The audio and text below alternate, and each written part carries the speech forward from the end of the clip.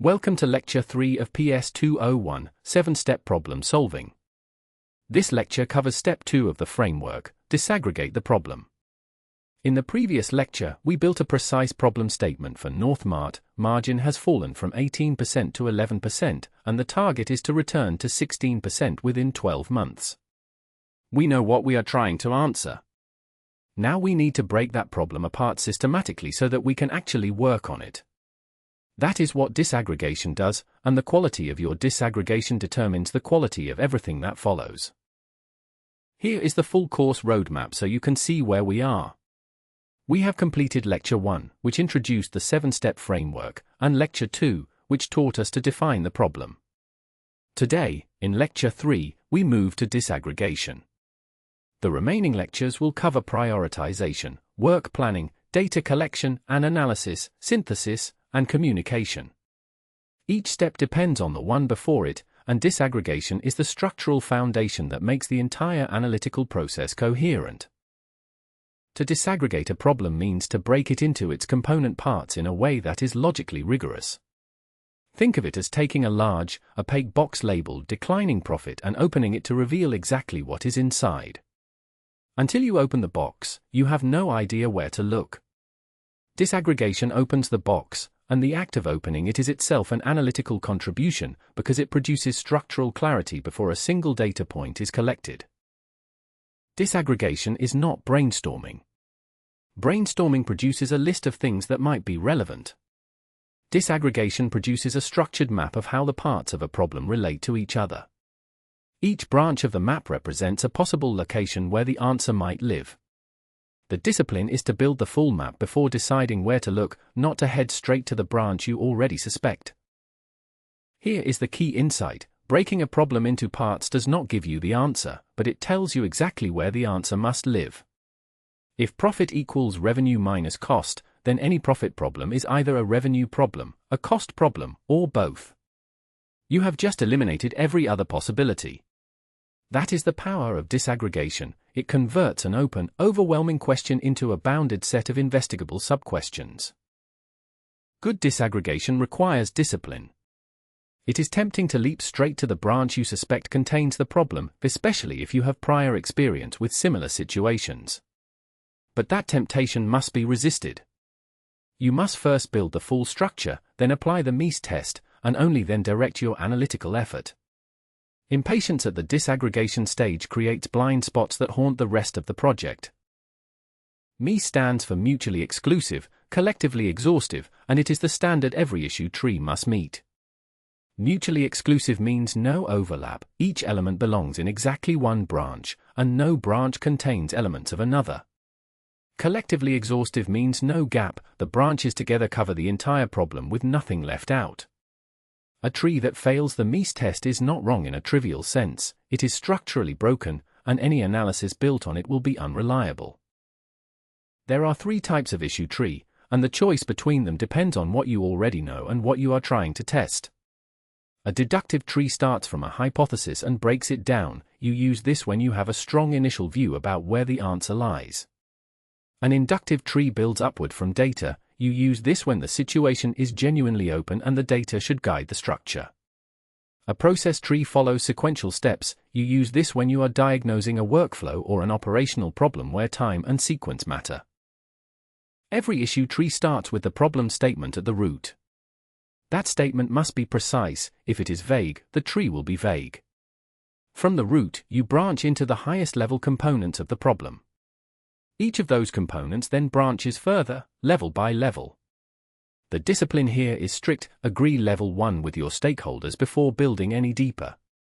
A level 3 tree built on an unvalidated level 1 structure is sophisticated architecture on unstable ground. Let us build a profit tree for Northmart. The root is the central question: why has Northmart's margin fallen from 18% to 11%? The first level's one branch is revenue.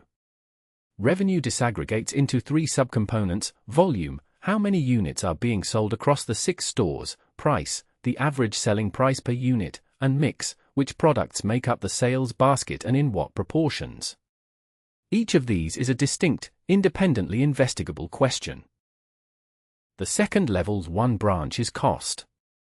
Cost disaggregates into three subcomponents: fixed costs, rent, salaries, and depreciation, which do not move with sales volume; variable costs, packaging, distribution, and spoilage, which do move with volume; and overhead, central functions such as finance, HR, and technology that support the business without directly driving revenue. Notice that revenue and cost together account for the entire profit equation. There is no third category hiding elsewhere. Now we apply the Mies test. Revenue and cost are mutually exclusive. A pound of margin movement cannot simultaneously be a revenue problem and a cost problem. They are collectively exhaustive. Profit is revenue minus cost by definition, so every margin movement must originate in one of these two branches. The tree passes the Mies test. We can proceed with confidence that our structure is sound and that no category has been inadvertently omitted. The final step at this stage is to assign an owner to each level's one branch. One person is accountable for the revenue branch, gathering the data, conducting the analysis, and reporting the finding. Another person is accountable for the cost branch. This is not merely an administrative step, it creates clarity of responsibility and prevents both duplicated effort and neglected areas. Ownership is assigned at the tree stage, before any data is collected. The tree is, in effect, the project plan. The most common disaggregation failure is overlap, failing the mutually exclusive criterion. Overlap occurs when two branches contain the same element. If your tree has a branch called customer satisfaction and another called customer complaints, those two concepts share significant territory. Analysis conducted on one branch will contaminate the other, and the final synthesis will be incoherent. Before you begin any analysis, map every branch and ask, does any element appear in more than one place? The gap trap is equally dangerous and harder to spot. A gap exists when you believe your tree is exhaustive but have inadvertently excluded a whole category. In Northmart's cost tree, if you list labor, rent, and logistics but omit shrinkage, theft and spoilage, your cost branch is not collectively exhaustive. The gap trap hides problems from view, not by mislabeling them, but by never giving them a place in the tree at all. The consequence is that you complete your analysis and recommend actions that address only part of the problem. The depth trap occurs when a team rushes to level 3 or level 4 of the tree before anyone has agreed on the level's one structure. This produces enormous amounts of detailed analysis that may be entirely irrelevant, because the high-level structure was never validated. The discipline here is strict: agree level 1 with your stakeholders before building further. Going 3 levels deep before level 1 is settled is not thoroughness, it is expensive misdirection. Category mixing is the subtlest trap of all. This occurs when a tree combines different types of classification within the same level, mixing process steps with customer categories, for instance, or mixing causal factors with organizational units. A tree that lists an invoicing process, retail customers, and cost of goods as levels 1 branches has no consistent logic. Each branch is drawn from a different framing of the problem. The result is a tree that cannot be analyzed coherently and cannot be tested against the Mies standard. Let us apply the Mies test to a real segmentation attempt.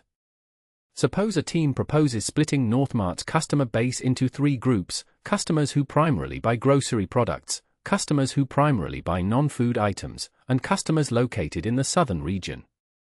This fails the Mies test immediately. A customer in the southern region who primarily buys grocery products belongs in 2 branches at once. The overlap is direct and unavoidable. The segmentation must be rebuilt on a single, internally consistent logic before any analysis begins. A correct split uses one consistent dimension throughout. The team rebuilds the segmentation around customer life cycle status, new customers, those who have made their first purchase within the last 3 months, existing customers, those with a purchase history extending beyond 3 months, and churned customers, those who have not purchased in over 6 months. These 3 categories are mutually exclusive. A customer can only be in one group at any given time, and collectively exhaustive. Every customer in the database falls into exactly one of these 3 groups. There is a simple arithmetic test you can apply to any disaggregation. Ask whether the branches, when summed, equal the whole. New customers plus existing customers plus churned customers should equal total customers in the database. If the sum does not equal the whole, there is either a gap or an overlap, or both. This check takes 30 seconds and catches structural errors that would otherwise require days of rework to untangle. Make it a habit to run the sum check on every tree before proceeding. Even a tree that passes the MEAS test at the start of a project may fail it later. As data is collected, you may discover that two branches are less independent than you assumed, that a cost driver you placed in the fixed cost branch is actually behaving like a variable cost. When that happens, the tree must be restructured before the analysis continues. This is not a failure, it is the process working as intended. The revisit rule is clear: if branches are found to be non-independent, stop, restructure, and restart the affected analysis. 3 levels of disaggregation is usually sufficient for most business problems. The decision to go deeper, to level 3, level 4, or beyond, must be driven by either a specific data finding or a hypothesis that demands it. If you cannot articulate a clear reason why a deeper level is necessary, it is not necessary. Going deep for its own sake creates analytical noise without analytical value. The tree should be exactly as deep as the problem requires, and no deeper. The first takeaway: disaggregation reveals structure. A complex, ambiguous problem is only manageable once it has been broken into its component parts. Each part can be investigated independently, and the findings can be reassembled into a coherent whole. The act of disaggregation is itself an analytical contribution. It produces clarity before a single data point is collected, and it gives every team member a precise, bounded question to answer. The second takeaway: MEAS is the test you apply to every tree, every time. Mutual exclusivity prevents duplicated effort, two analysts working on the same territory without knowing it. Collective exhaustiveness prevents blind spots, whole categories of the problem going uninvestigated. A tree that passes the MEAS test gives you confidence that your structure is sound. A tree that fails must be fixed before any analysis proceeds, no exceptions. The third takeaway: an issue tree is a hypothesis about the structure of the problem, not a statement of fact. It represents your best current understanding of how the parts relate. As data arrives, the tree will be revised, branches may be combined, split, or replaced entirely. That revision is not a sign that the original tree was wrong. It is a sign that the process is working. Build the tree, test it, and update it. That is the discipline. Here is the first discussion question. Take Northmart. Margin has fallen from 18% to 11%, with a 12-month target of returning to 16%. Draw a level 2 issue tree for this problem.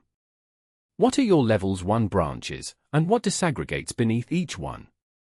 Apply the MEAS test to your own tree before sharing it. Be prepared to defend why your level 1 split is collectively exhaustive. The second question. Consider the depth trap. You are working with a team that has already built a detailed level 3 cost tree for Northmart before anyone has agreed on the level 1 structure. What do? What is the cost of stopping and rebuilding the tree from the top? And what is the cost, in time, credibility, and analytical risk of proceeding with a potentially flawed structure? There is no easy answer here, but there is a right one. The final question for this lecture. Think about the category mix trap in the context of your own work or experience. Describe a situation, real or hypothetical, where branches in a problem structure were drawn from different logical frameworks. How did that manifest in the analysis that followed? What would a MEAS-compliant version of that structure look like? Bring a specific example if you can.